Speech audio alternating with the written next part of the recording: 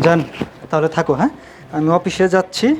হ্যাঁ, আর শোনো, মামাকে তো বাড়ি থেকে বের করে দিয়েছি। হ্যাঁ, তোমার এখন কোনো টেনশন নাই, খাওয়া দাওয়া ঘুমাবা কোনো টেনশনই নাই।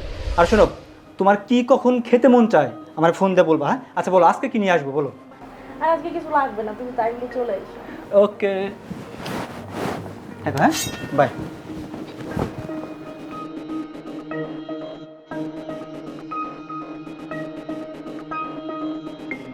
জান, আজকে আমি 3 পিস পরছি, আমি আজকে ডেটিংয়ে যাবো তোমার সাথে। তুই কার সাথে ডেটিং করবি? হ্যাঁ, তুই কার সাথে ডেটিংয়ে যাবি বল? তুমি ভুল বুঝতেছো ব্যাপারটা। ঠিকই বলছিস তুই, আমি ভুলই বুঝছি।